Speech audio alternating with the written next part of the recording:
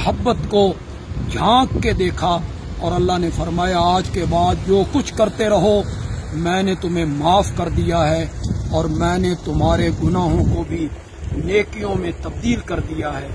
यही वो जंग थी जिसमें अल्लाह ने 1000 फरिश्तों को उतारा था और अल्लाह ने अपनी रहमत से मुसलमानों की और सहाबा की मदद की और उन्होंने 1000 कुफ्फार को शिकस्त फाश दी।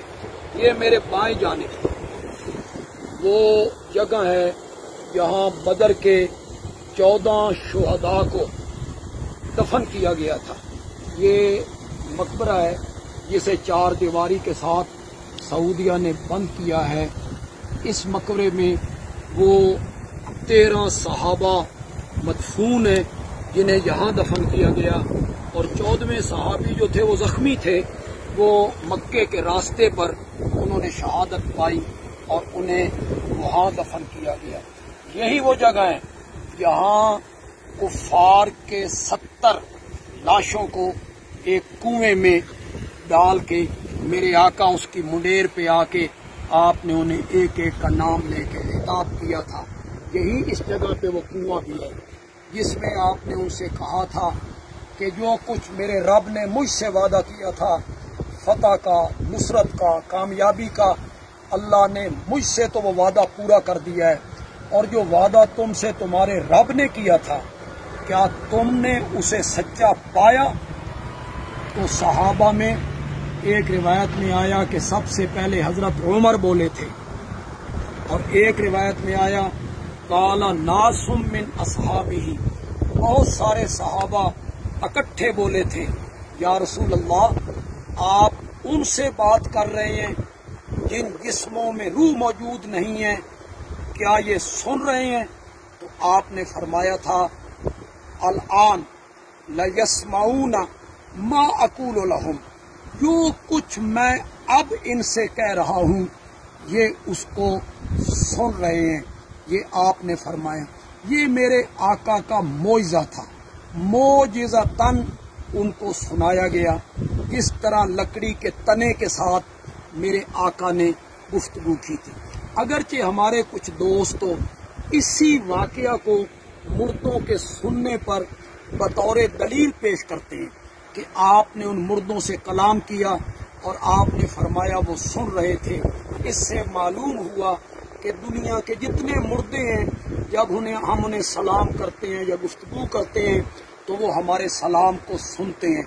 मुझे ताज्जुब उन दोस्तों पर यह है कि जिस बुखारी में, मुस्लिम में इस हदीस को जिक्र किया गया है उससे जो आगे का हिस्सा है वो हजरात उस हिस्से को क्यों नहीं पढ़ते।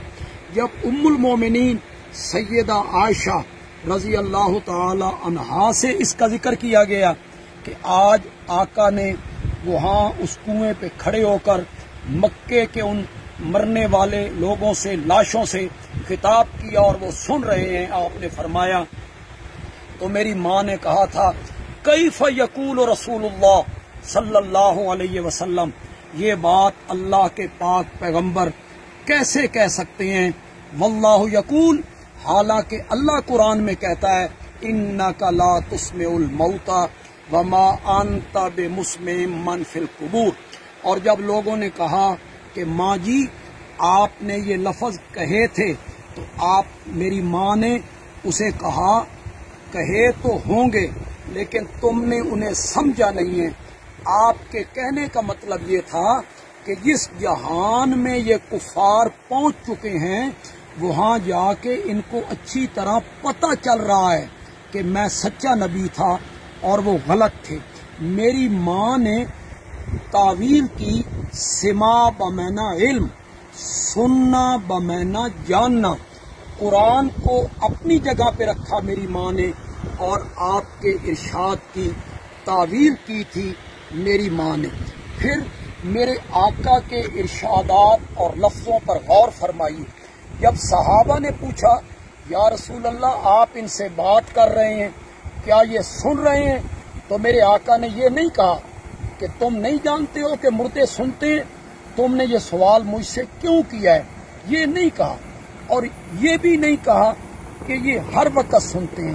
میرے آقا نے 3 قیدیں لگائی ہیں، علماء کرام اس پر تھوڑی سی توجہ فرما لیں۔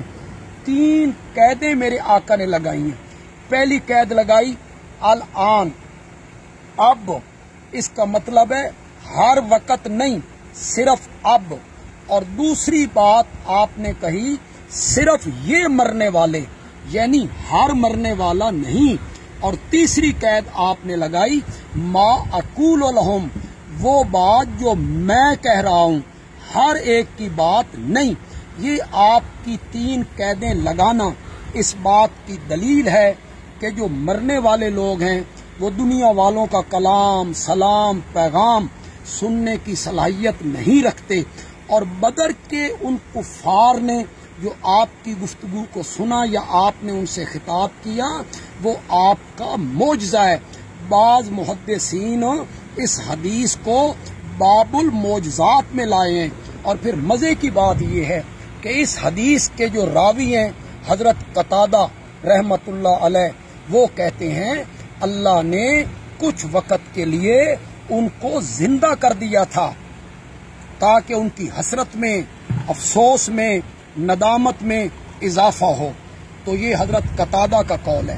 تو معجزتاً تو آپ کے مٹھی میں کنکریاں بولیں، معجزتاً تو پتھروں نے سلام کیا، معجزتاً تو لکڑی کے تنے نے بھی کلام کیا تھا۔